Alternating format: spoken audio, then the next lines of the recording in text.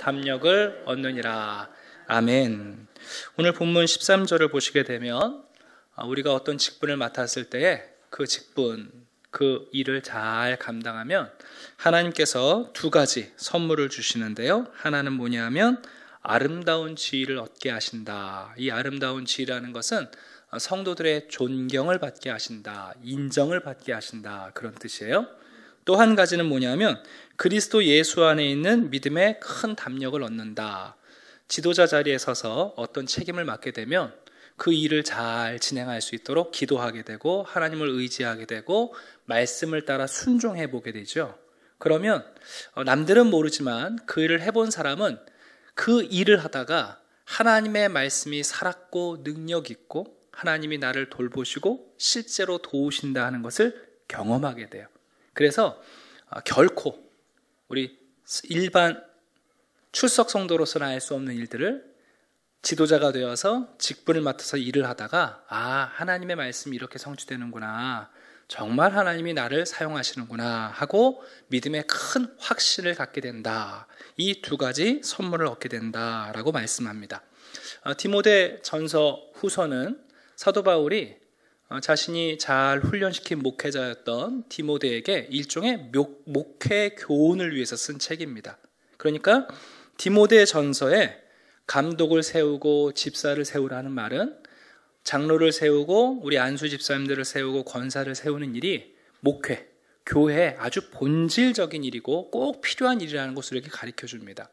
먼저 오늘 본문을 보시게 되면 크게 두 부분으로 나뉘어질 수 있는데요. 첫 번째 부분은 감독을 세울 때, 여기서 말하는 감독은 교회의 목회자를 얘기하기도 하고요, 또 장로님들을 얘기하기도 해요. 교회를 대표할 수 있는 사람, 그리고 교회에서 전적으로 가르치는 일을 하는 사람들, 치리하는 사람들을 의미하고요. 후반부에 가시게 되면 집사들에 대한 얘기가 나와요. 이 집사들은 오늘날 우리로 말하면 안수 집사님들과 권사님을 얘기할 수 있을 것 같아요. 장로님, 목사님들을 도와서 교회의 여러 부분들을 실제적으로 감당하는 사람들이에요. 이런 사람들을 뽑을 때 어떤 기준, 어떤 조건, 그리고 어떤 사람을 뽑아야 할 것인가, 이게 참 여러분 경험 없는 사람들에겐 어려울 수 있거든요. 그래서 바울이 성령님의 가르치심 가운데 디모데에게 가이드라인, 좋은 모범을 보여주고 있습니다. 먼저 첫 번째입니다. 감독과 장로 또는 목사의 자격이 나오는데요. 오늘 2절부터 보시게 되면 이렇게 되어 있습니다. 첫 번째는 책망할 것이 없어야 된다 그랬습니다. 흠이 없고 잘못이 없다는 얘기가 아니라 여기서 말하는 책망할 것이 없다는 것은 뭐냐 하면 적어도 세상이 가지고 있는 공적 기준, 윤리적 기준에 부합한 사람을 뽑아야 한다라는 얘기예요. 적어도 상식적으로 이분이 우리 교회 목사님입니다, 장로님입니다, 그럴 때 저런 사람이 어떻게, 이건 안 된다는 거예요. 여기 나오는 책망할 것이 없다는 것은 흠이 없는 완벽한 사람을 얘기하는 게 아니고요, 당시 사회적으로, 상식적으로, 규범적으로 그래도 이것은 기본적으로 갖춰야 되는 그 사람을 뽑아라. 그래서 만약에 잘못된 지도자를 뽑게 되면 불필요한 오해를 갖게 되고 그 사람이 가지고 있는 어떤 나쁜 점들 때문에 교회가 함께 혐의를 가질 수 있잖아요. 그런 일을 피할 수 있도록. 그래서 첫 번째 기준은 뭐냐면 상식적으로 지도자가 될 만한 사람을 일단은 선택해야 된다는 거예요. 두 번째는요, 2절 두 번째 보시면 한 아내의 남편이 되어야 된다 그랬습니다. 이것은 말 그대로 아내가 한 사람이어야 한다라는 뜻도 있지만 여기에는 은연중에 어떤 내용이냐 하면 당시 여러분 법적으로도 일부 다처를 허용했고요, 그리고 은밀하게 일부 다처를 가진 많은 남자들이 있던 사회예요. 시대거든요. 근데 굳이 바울이 이것을 이렇게 명문화하고 있는 것은 뭐냐면 상식적 기준에 맞는 지도자여야 되지만 그러나 그것만으로는 안 된다. 적어도 세상의 법과 세상 사람들이 은연중에 하는 가치관보다는 조금 더 수준 높은, 고상한, 탁월한 가치관을 가지고 있는 사람을 뽑아야 한다, 그거예요. 그래서 그 뒤에 나오는 것들은 연결되어 있어요. 절제하고 신중하고 단정하고 나그네를 대접하고 가르치기를 잘하고 술을 즐기지 않고 구타하지 않고, 이건 전부 다 한 아내의 남편이란 큰 테두리 안에 묶여 있는 거예요. 그러니까 지도자를 뽑을 때는 상식적으로 세상 사람들이 인정할 만한 사람이어야 하고, 두 번째는 뭐냐면 그것만으로는 안 되고 세상 사람들이 괜찮다고 할지라도 적어도 교회의 가치관에 맞는 조금 더 성숙한 사람을 선택해야 한다는 거예요. 그러니까 보통 사람보다는 더 나은 사람이어야 돼요. 가치관적으로, 기독교 가치관으로. 이제 마지막 세 번째는 뭐냐면 4절 보시면 자기 집을 잘 다스리는 사람이어야 한다, 그렇게 말씀합니다. 그의 가정이 질서 정연한 가정인지를 잘 보라는 거예요. 왜냐하면 사람은 결국 여러분, 내가 무언가를 배우기 전에는 내가 배운 대로 적용하거든요. 교회 안에서 내가 와서 교회답다는 것을 배우기 전에는 내가 우리 집에서 한 그대로 교회 와서 하게 되어 있는 거예요. 예전에 제가 들려드린 얘기 기억나시나요? 1년 동안 연애편지 쓰셔서 결혼하신 두 분이, 열렬하게 결혼하신 두 분이 신혼여행 갔다 와서 첫날 밤 자고 나서 싸워갖고 한 달을 말을 안 하셨다니까요. 왜냐하면 옛날에 침대 없을 때인데 자고 일어나서 이불이 방 안에 있는데 둘 다 이불을 안 개는 거예요. 이게 무슨 난리인가 알고 보니까 신부 집에서는 언제나 자고 일어나면 아빠가 이불을 개어서 옷장에 넣은 거예요. 이불장에. 신랑의 집에서는 언제나 자고 일어나면 아빠는 출근하시고 엄마가 이불을 개서 이불장에 넣은 거예요. 그러니까 둘이서 자고 신혼여행 가서는 뭐 가서 호텔에서 정리해 주니까 상관이 없었는데 돌아와서 하룻밤 자고 일어났는데 둘 다 쳐다보니까 서로 이불을 안 개는 거예요. 대체 이런 여자가 어떻게 내 아내가 됐지? 어떻게 이런 남자가 내 남편이 됐지? 하고 둘이서 한 달 동안 말을 안 했다는 거죠. 여러분, 우리가 교회 안에 들어와 살아가지만 사실은요, 교회에서 무엇을 배우기 전에는 우리가 집에서 배운 그대로 교회에 와서 행하고 있는 거예요. 그래서 지금 디모데한테 무슨 얘기를 하고 있냐면 적어도 교회의 지도자가 될 사람은 그가 그 가정에서 그리스도의 성품을 드러내고 있는지, 그 가정이 질서 있게 운영되고 있는지를 보라는 거예요. 사실은 그가 교회에 와서 지도력을 발휘할 때 그렇게 적용하고 실천할 가능성이 높다는 거죠. 왜요? 지도자가 되는 순간 더 이상 누구에게 배우기보다는 가르쳐야 되고 지도해야 되고 주도해야 되잖아요. 그렇다면 그분이 훈련되어 있지 않다면 그분이 배우는 사람이 아니라 가르치는 사람인데 여러분 어떻게 되겠어요? 그래서 밑에 가로 열고 부연 설명을 달아놓은 거죠. 사람이 자기 집을 다스릴 줄 알지 못하면 하나님의 교회를 돌볼 수 없다. 결국 그 사람이 교회의 지도자가 되면 그 교회가 어떤 모습이냐? 그 사람의 집과 똑같은 모습이 될 거라는 거예요. 그래서 이 세 가지를 감독들, 여기서 넓게 말하면 목사와 장로에 대한 선출의 기준으로 제시하고 있습니다. 좀 정리해 볼까요?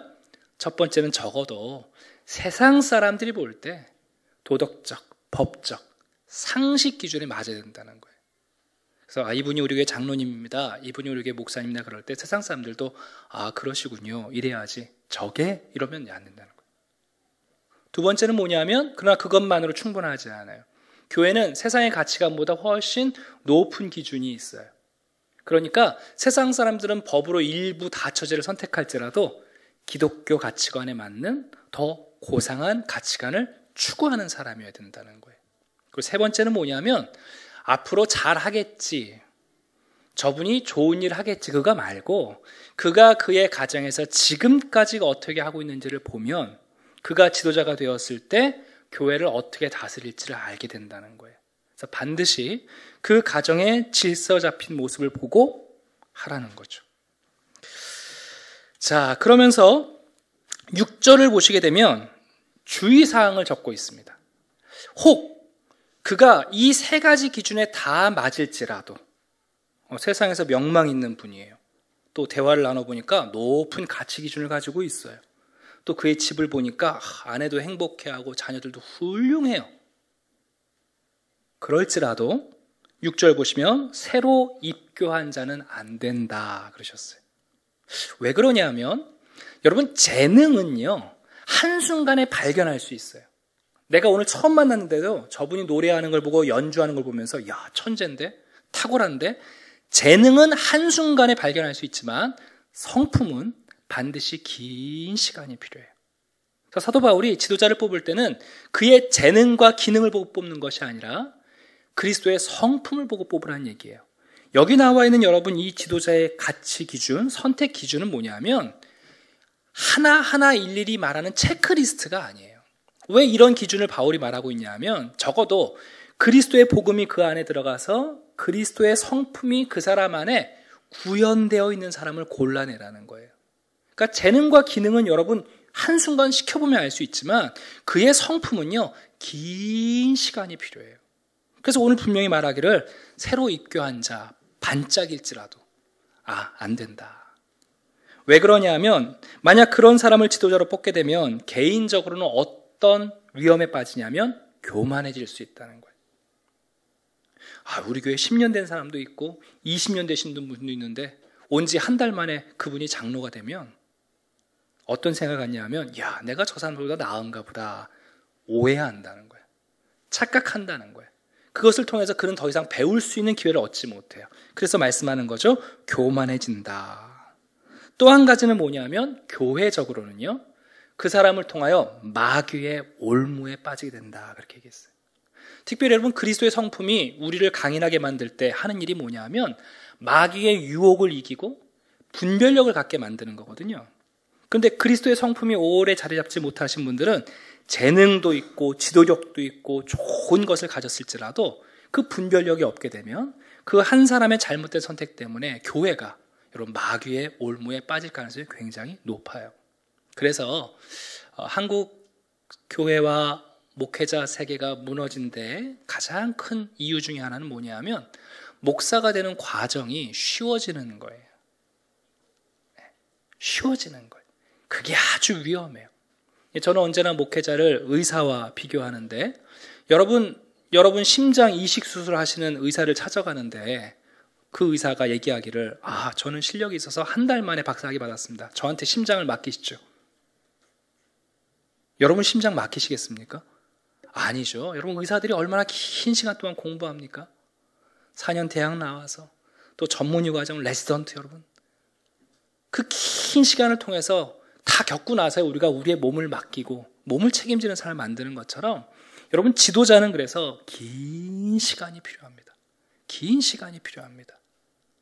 교회가 왜 피택 후보자들을 뽑을 때에 최소한의 기준을 두고 또 교회 안에서 5년 또 3년 또 집사로 몇 년 이런 기준을 두는 것은 뭐냐면 바로 오늘 본문에 말씀하고 있는 것처럼 바로 그리스도의 성품이 그분 안에 있는지 우리가 긴 시간 동안 검증하기 위해서 그렇습니다. 자, 두 번째입니다. 이제 8절부터 보시게 되면 이와 같이 집사들도 그랬어요. 우리가 오해하면 안 되는 게 나는 장로 아니고 집사니까 좀 기준이 낮겠지. 아니에요. 똑같아요, 기준이.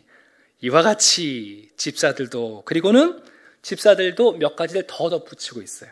왜냐하면 장로나 목사님들은 가르치고 말하고 계획하고 결정하지만 그 모든 것들을 교회 안에서 구체적으로 실천하고 성도들과 마주대야 해서 손으로 일하시는 분들이 전부 다 집사님들, 권사님들이잖아요. 그러니까 그분들은 똑같은 기준을 갖고 있어야 하고 거기에 플러스 알파. 첫 번째 뭐가 더 필요하냐면 태도가 중요하다. 네, 태도가 중요하다. 그래서 정중하고 그 다음에 또 두 번째는 말이 중요하다.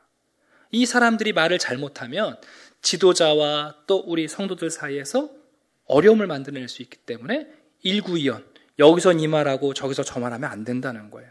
그 말이 항상 같은 말을 쓸 수 있어야 하고 세 번째는 중독에 빠지면 안 된다는 거예요. 술 안 되고 불의한 재물 탐하지 않는 사람, 교회를 여러분 자기 이익의 도구로 삼는 사람들이 있어요. 그러면 안 된다는 거예요. 보통 대형교회 주변에 가시면 그 교회에 등록하시는 사업가들이 무지하게 많아요. 심지어 교회가 이전을 하면 그분들이요 사업장을 같이 이동해 가세요. 그냥 드릴 말씀이 아니라 실제로 그래요. 물론 그분들이 진실한 믿음을 가지신 분도 있겠지만 꼭 그렇진 않다고요.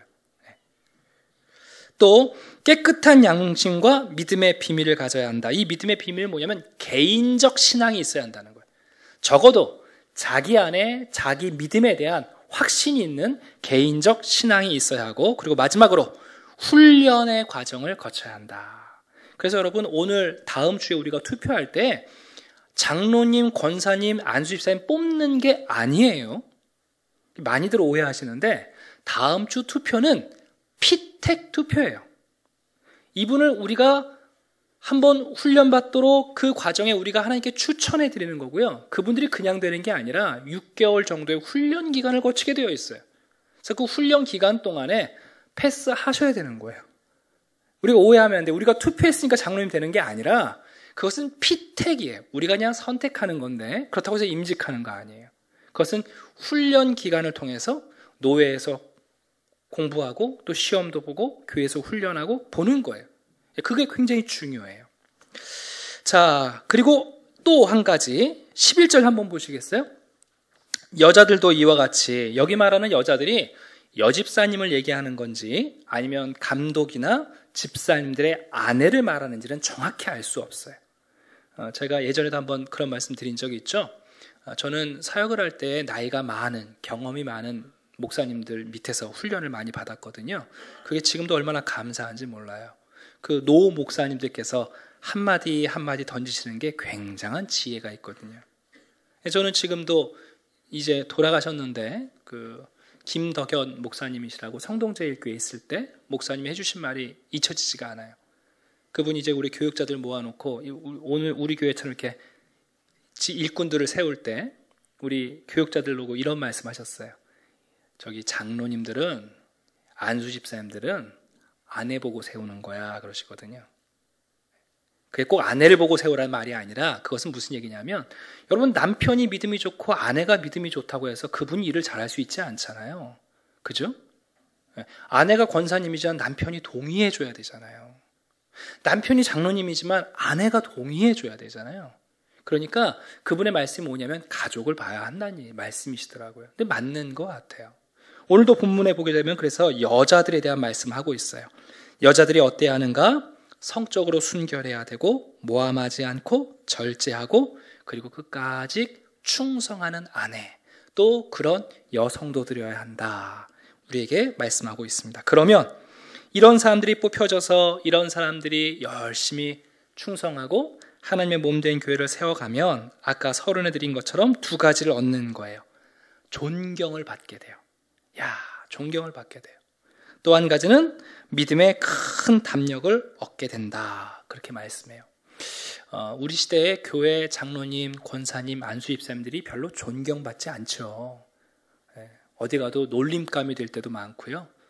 또 가끔 영화나 드라마 같은 데 보면 약간 그 희극적 요소로 장로님들 또 안수집사님들 이렇게 등장할 때가 있거든요. 그럼 좀 마음이 좀 씁쓸해요. 근데 여러분 왜 우리 시대에 그렇게 교회 직분이 싸구려가 됐을까요?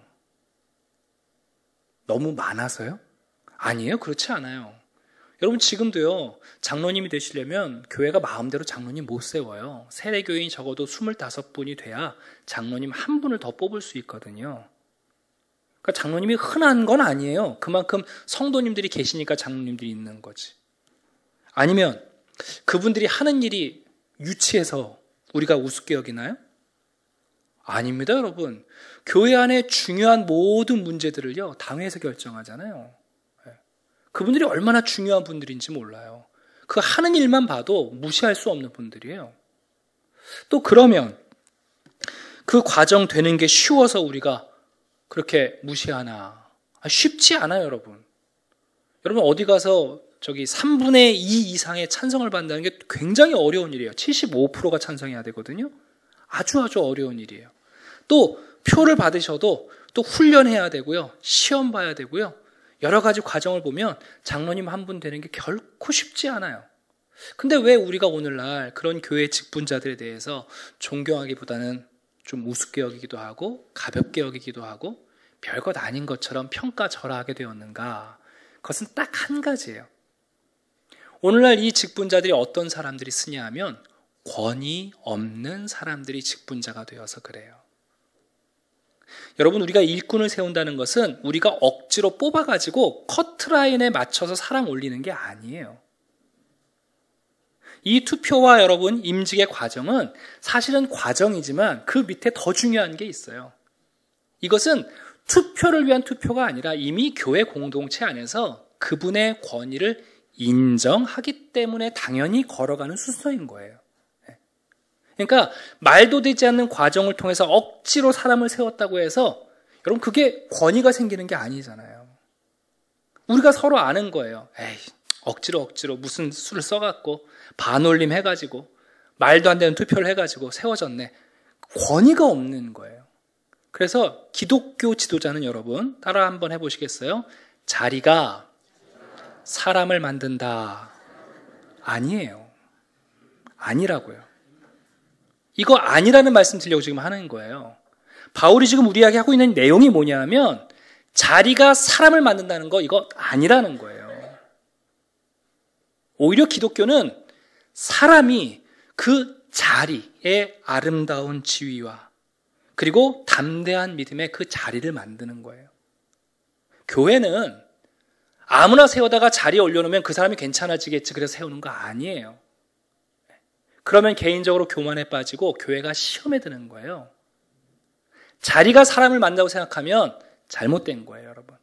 기독교는 사람이 그 자리를 만들어요. 이게 매우 중요한 세상과 다른 임직의 비밀이에요. 따라해 봅시다. 사람이 자리를 만든다. 그래서 바로 그분이 그 자리에 서 계실 때, 야, 나도 저런 장로님이 됐으면 좋겠다. 저분이 권사님이구나. 나도 저분처럼 되고 싶은데 그럼 나도 저분과 같은 권사가 돼야 되는 거구나. 야, 저분이 그 교회 안수 집사님이냐? 아, 그렇다면 나도 그 안수 집사님 자리에 내가 한번 서보고 싶다. 사람이 자리를 만드는 게 기독교의 일꾼을 세우는 비밀입니다.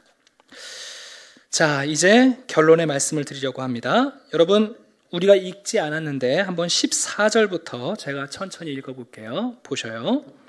내가 속히 내게 가기를 바라나 이것을 내게 쓰는 것은 만일 내가 지체하면 너로 하여금 하나님의 집에서 어떻게 하여야 할지를 알게 하려 함이니 이 집은, 교회는 살아계신 하나님의 교회요 진리의 기둥과 터니라.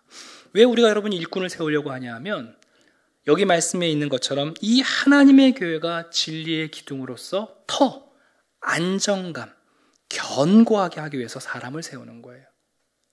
일꾼이 잘 서면 여러분 그 교회가 안정감을 누리게 되고 견고해져요.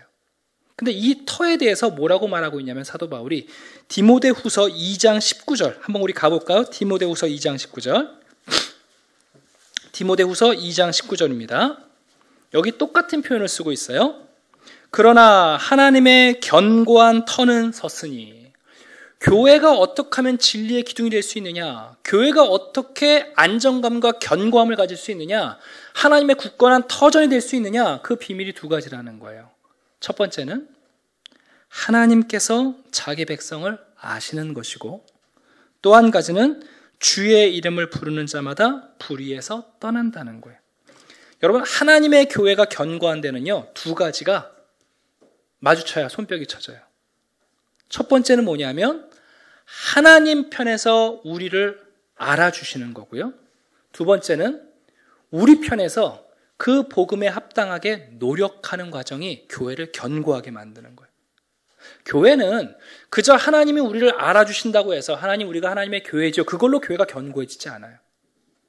하나님이 우리를 아시는 것과 우리가 하나님이 나를 아신다는 사실 때문에 내 삶의 구체적인 모습이 바뀌어갈 때 그 두 가지가 맞물릴 때 여러분 교회가 견고해지는 거예요.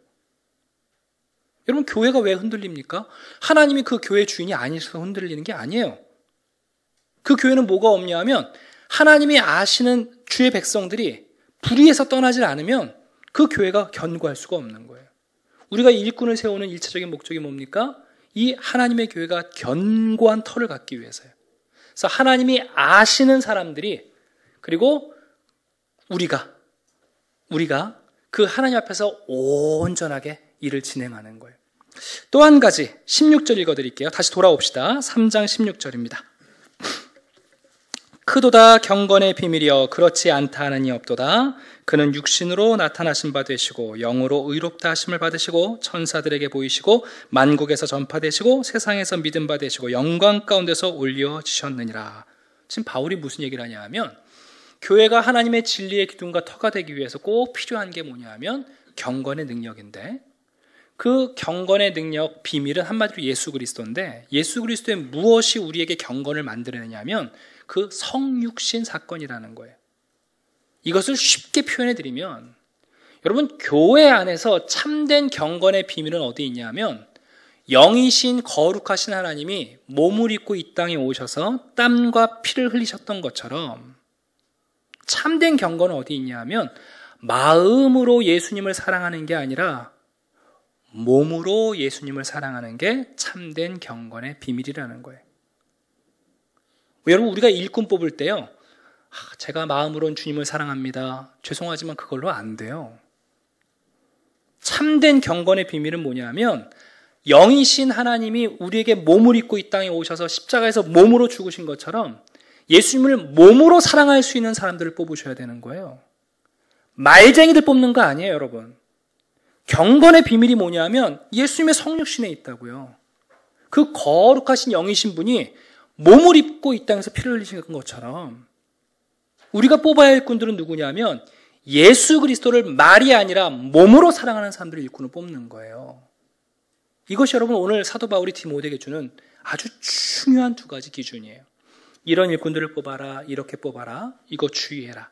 그러면서 하나님의 교회가 진리의 기둥과 터로서 견고해질 수 있도록 하나님이 누구를 알고 계시는지, 우리가 그 사람을 위하여 불의에서 떠나서 바른 방식으로, 그리고 어떤 일꾼들이 되어야 되느냐? 경건의 비밀을 가진 사람, 예수 그리스도를 예수님처럼 성육신하신 예수님처럼 몸으로 사랑할 수 있는 사람들이어야 된다는 거예요.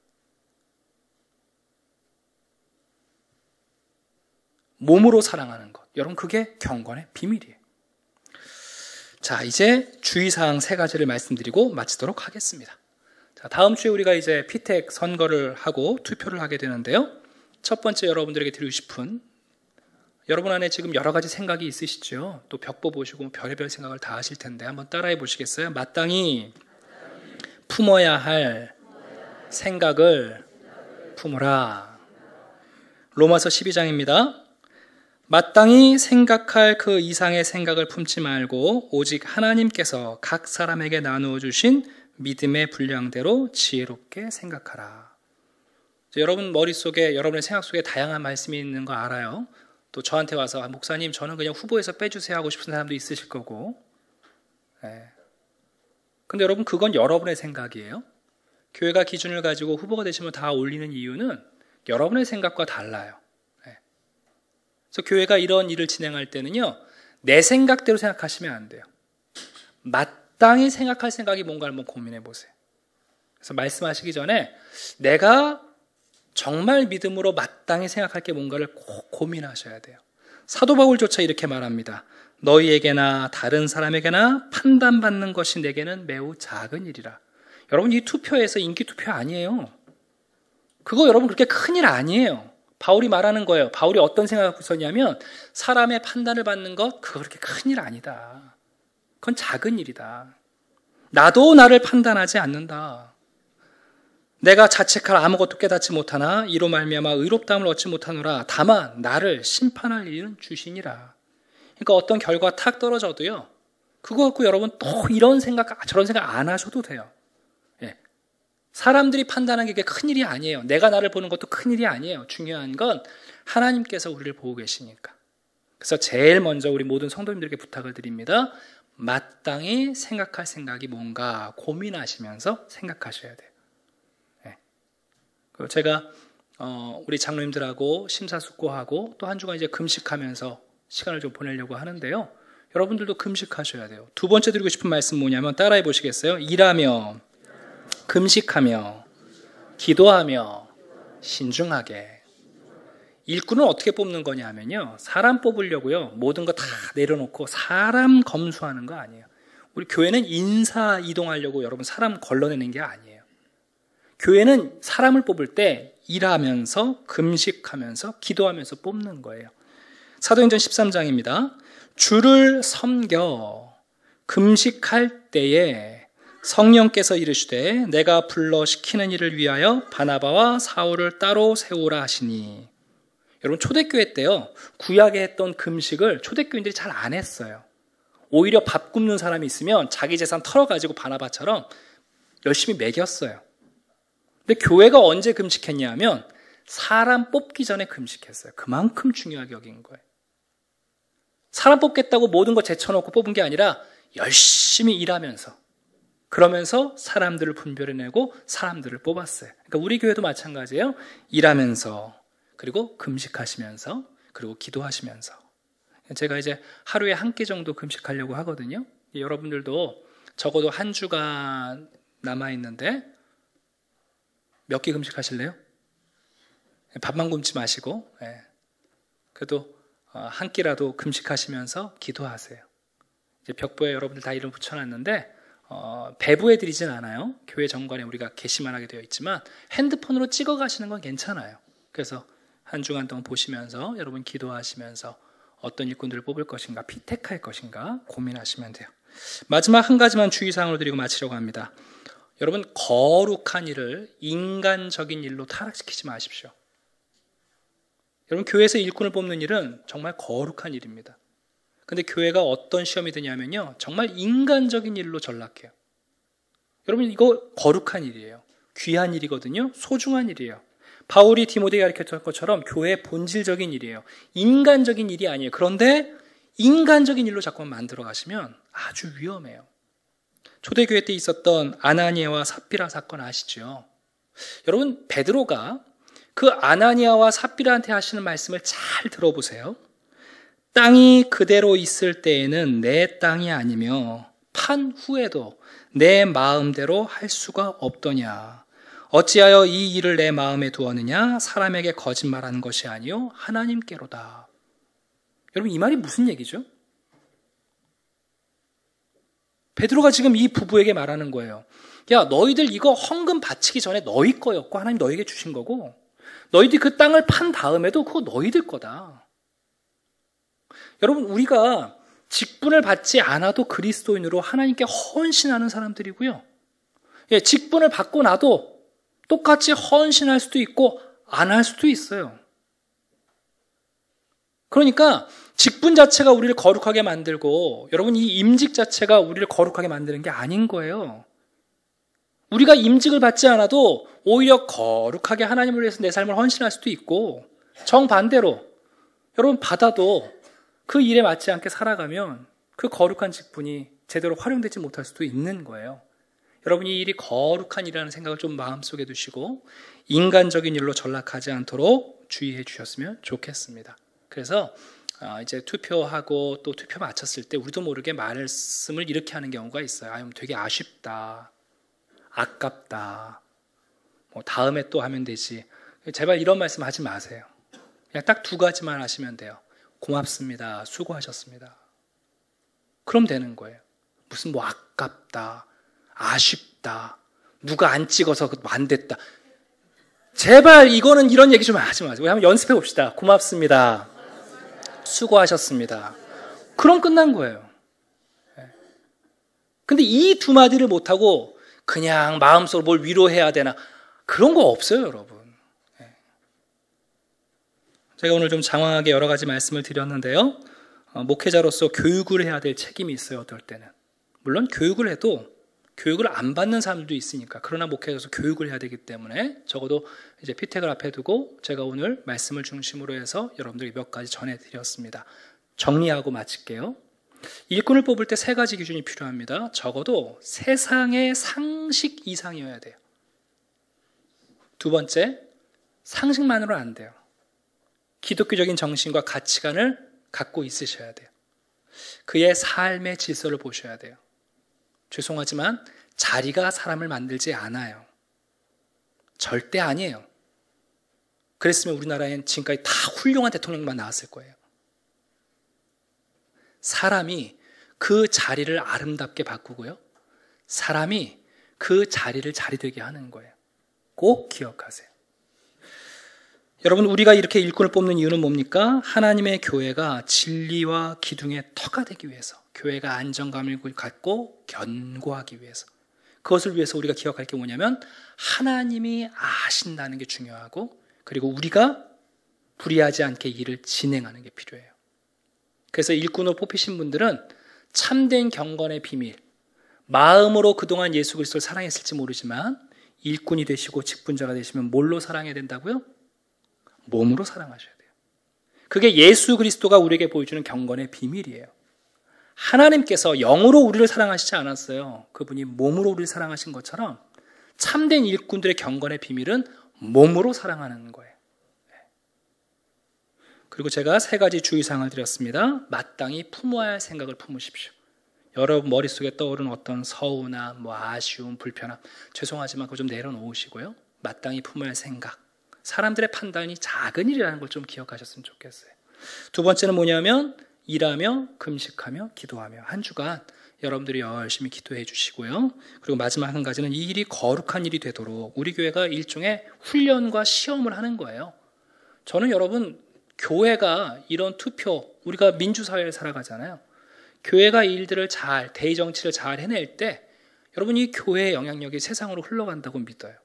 제가 주중에 과천시청에 가지고 선거관리위원회에서 기표소를 대여해 올 거예요. 10개를. 그냥 앉아갖고 대충 하시면 안 돼요. 여러분, 교회가 잘못하고 있는 거예요. 우리가 정확하게 훈련하듯이 배우듯이 해가야 돼요. 그래야 이 거룩한 일이 인간적인 일로 타락하지 않아요. 빌미를 주지 않아요. 한 주간 동안 여러분 기도하시면서 준비를 잘 해주시고요. 또 투표도 아무나 하시는 거 아니에요. 교회에서 선정해서 선거인단 100명을 일부러 100명 만든 게 아니고요. 하다 보니까 100명이 딱 됐어요. 그래서 지난 6개월 동안 교회에 출석하시는 분들, 또 세례교인 이상이셔야 되고요. 그 내용들을 따라서 교회 정관의 기준에 따라서 명단을 이제 선거하실 수 있는 분들 명단을 지금 붙여놨어요. 그러니까 또 우리 장로님들하고 제가 약속을 했어요. 만약에 적어도 어느 정도 숫자가 되지 않으면 제가 연기하겠다고 말씀을 드렸어요. 20명 모였는데도 여러분 임직 투표하는 건 정말 말도 안 되는 일이에요. 교회가 10,000명, 20,000명인데 여러분 100명이서 모여갖고 일꾼을 뽑는다는 것은 안 될 일이에요. 그러니까 다음 주에는 여러분들께서 정말 마음을 쓰시면서 여러분 이 일을 잘하면 하나님이 우리 교회를 견고하게 하실 거예요. 그 책임 우리에게 있어요. 그 무거운 책임을 가지시고 기도하시면서 한 주간 이 거룩한 일에 동참해 주시기를 부탁드립니다. 감사합니다. 기도하겠습니다.